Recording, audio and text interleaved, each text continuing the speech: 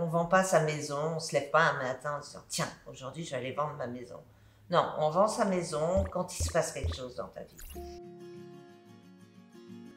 Je m'appelle Claire et je suis homestager à Nice.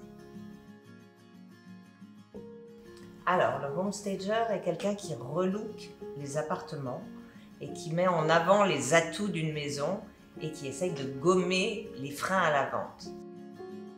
Pendant des années, j'ai beaucoup voyagé avec le père de mes enfants qui était navigateur.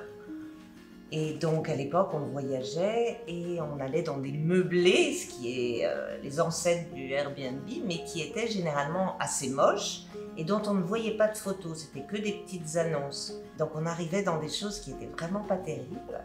Et donc je passais mon temps à avoir des paréos, des coussins, à arranger les choses dans tous les sens, à mettre des nappes, enfin à faire en sorte que l'on se sente mieux et que ça soit plus agréable à vivre.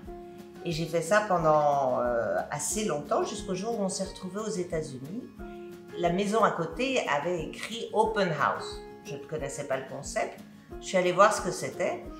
La personne chez qui j'étais, mon ami, me dit « Oh ben dis donc, celle-là, cette maison, je ne sais pas comment ils vont la vendre parce qu'elle est vraiment moche. » Donc ça pique ma curiosité. Je ne faisais absolument pas d'immobilier ni quoi que ce soit à l'époque. Je vais visiter l'endroit. Et là, je rentre dans un endroit. Oh, un petit rêve.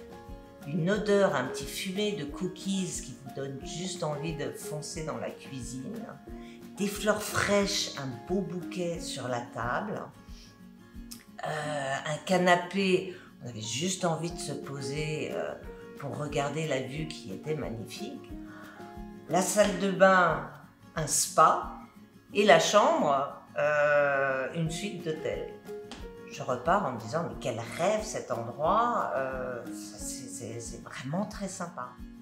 Et donc, je me rends compte que cette maison donne vraiment très envie et n'a rien à voir avec ce dont m'avait parlé mon ami. Je parle avec l'agent immobilier qui me parle, et c'est la première fois que j'entends parler de ça, de homestaging, que des gens viennent, que c'est un concept qui met en valeur la maison. Et là, je regarde ça et je me dis, mais c'est génial.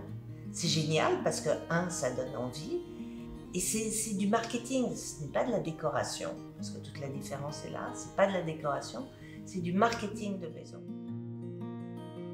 Ce qui me rend fière, c'est de transformer des endroits ordinaires en extraordinaires. Voilà, et ce que j'aime surtout, c'est de faire partie de cette transformation. C'est pas simplement des meubles ou des choses à rajouter, c'est un espèce d'accompagnement du vendeur. On ne vend pas sa maison, on ne se lève pas un matin en se disant « Tiens, aujourd'hui, je vais aller vendre ma maison ». Non, on vend sa maison quand il se passe quelque chose dans ta vie.